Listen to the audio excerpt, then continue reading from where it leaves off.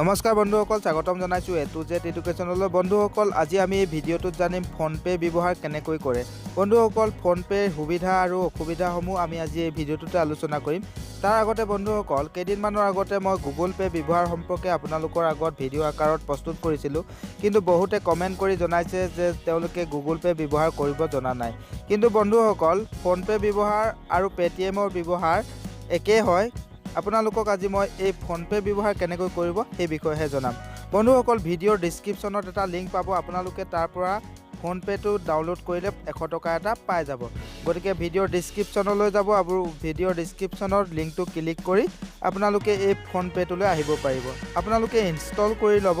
মোৰ যিহেতু ইনষ্টল কৰা আছে, মই গতিকে অ'পেন কৰিছোঁ। বন্ধুসকল, মন দিব, ভিডিঅ'টো শেষলৈকে চাব। বন্ধুসকল, ইয়াত আপোনালোকৰ যিটো নম্বৰ বেংকৰ লগত লিংক আছে সেই নম্বৰটো ইয়াত দিব।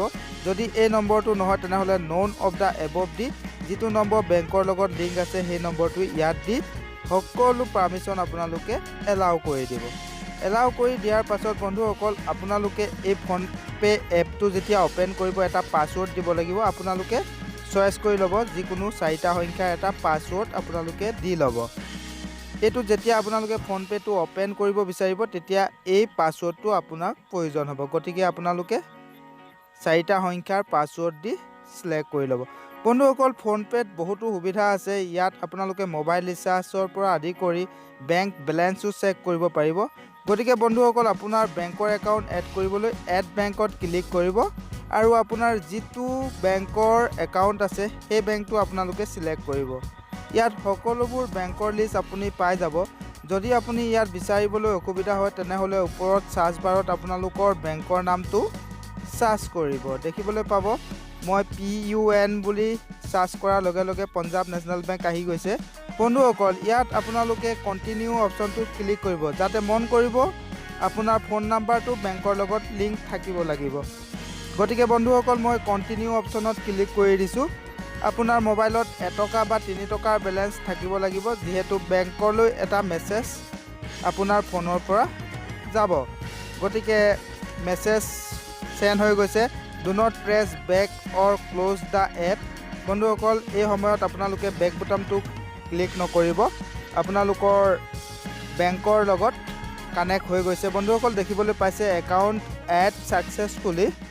ইয়াত বন্ধুসকল আপোনালোকে দেখিবলৈ পাব ছেট UPI পিন। আপোনালোকৰ ছেট UPI পিন বুলি আহিব, যিহেতু নতুন। গতিকে আপোনালোকে ইয়াত ক্লিক কৰিব আৰু আপোনাৰ ATM কাৰ্ডৰ যি 16টা সংখ্যা আছে তাৰে শেষৰ 6টা সংখ্যা আপোনালোকে ইয়াত টাইপ কৰিব লাগিব আৰু তলত আপোনাৰ ATM কাৰ্ডখনৰ যি এক্সপায়াৰ ডেট আছে সেই ডেটটো আপোনালোকে ইয়াত টাইপ কৰি কণ্টিনিউ অপশ্যনটোত ক্লিক কৰিব। কণ্টিনিউ অপশ্যনটোত ক্লিক কৰাৰ লগে লগে বন্ধুসকল আপোনাৰ মোবাইললৈ এটা OTP আহিব। ইয়াত অট'মেটিক ডিটেক্ট কৰিব।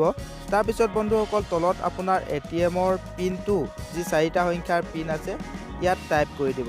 টাইপ কৰি তলৰ ৰাইট চিনডালত ক্লিক কৰিব আৰু বন্ধুসকল এটা মনত ৰাখিব যে ইয়াত 6টা সংখ্যাৰ UPI পিন আপোনালোকে টাইপ কৰিব লাগিব, যাতে এই UPI পিনটো আপুনি পাহৰি নাথাকে। বন্ধুসকল, আকৌ পুনৰ কনফাৰ্ম কৰিব যি 6টা UPI পিন আপোনালোকে ছেট কৰিছিলে।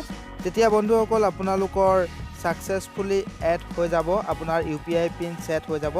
এই UPI পিনটো যিকোনো ট্ৰেনজেকশ্যনৰ ক্ষেত্ৰত আপোনাৰ প্ৰয়োজন হ'ব।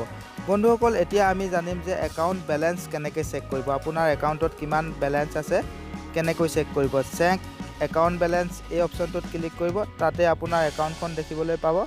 ইয়াত ক্লিক কৰিব। ইয়াত ক্লিক কৰাৰ পাছতে বন্ধুসকল আপোনালোকে যে এতিয়া UPI পিন ছেট কৰিছিলে যি 6টা সংখ্যা, সেই 6টা সংখ্যা আপোনালোকে টাইপ কৰিলে আপোনাৰ একাউণ্টত কিমান বেলেঞ্চ আছে আপুনি দেখিবলৈ পাব।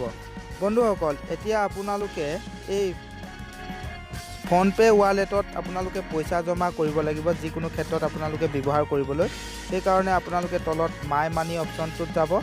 যিহেতু ইয়াত নতুন হৈ আছে, 1 টকাও নাই, গতিকে আপোনালোকে ইয়াত এড কৰিবলৈ বেংক একাউণ্টত ক্লিক কৰিব। বেংক একাউণ্টত ক্লিক কৰিলে বন্ধুসকল আপোনালোকে এই ফোনপে'ত কিমান টকা এড কৰিব, মানে কেতিয়াবা মোবাইল ৰিচাৰ্জ কৰিবলৈ হ'লে, বিল পে'মেণ্ট কৰিবলৈ হ'লে আপোনাক প্ৰয়োজন হ'ব। সেইকাৰণে মই ইয়াত 10 টকা এটা এড কৰি আপোনালোকক দেখুৱাই দিছোঁ।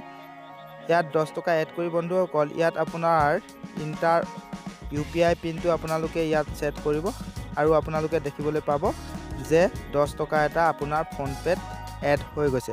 এতিয়া সেই 10 টকাটো আপোনালোকে যদি মোবাইল ৰিচাৰ্জ কৰিব বিচাৰে বা কাৰোবাক সেন্ড কৰিব বিচাৰে তেন্তে আপোনালোকে সেন্ড কৰিব পাৰিব।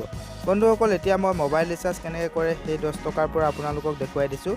ইয়াত আপোনালোকে মোবাইল ৰিচাৰ্জত ক্লিক কৰিব আৰু যিটো ফোন নাম্বাৰত আপোনালোকে মোবাইল ৰিচাৰ্জ কৰিব বিচাৰিছে সেই নাম্বাৰটো আপোনালোকে ইয়াত টাইপ কৰিব। মই আপোনালোকক দেখুৱাই দিছোঁ কেনেকৈ মোবাইল ৰিচাৰ্জ কৰে ফোনপেৰ সহায়ত। বহুতে নাজানে, যিসকলে জানে তেওঁলোকে চোৱাটো বাদ দিয়ক। বন্ধুসকল আপোনালোকে কিমান টকা ৰিচাৰ্জ কৰিব সেই টকাটো আপোনালোকে ইয়াত টাইপ কৰিব। ইয়াত টাইপ কৰি আপোনালোকে ফোনপেৰ ৱালেটৰ পৰা টাইপ কৰি মানে সেন্ড কৰিব নে আপোনালোকৰ একাউণ্টৰ পৰা সেন্ড কৰিব। মই ইয়াত ফোনপেৰ ৱালেটত টিক লগাই ৰিচাৰ্জত ক্লিক কৰি দিছোঁ। বন্ধুসকল ডান অপশ্যনটোত ক্লিক কৰাৰ লগে লগেই ৰিচাৰ্জ ছাকচেছফুলি হৈ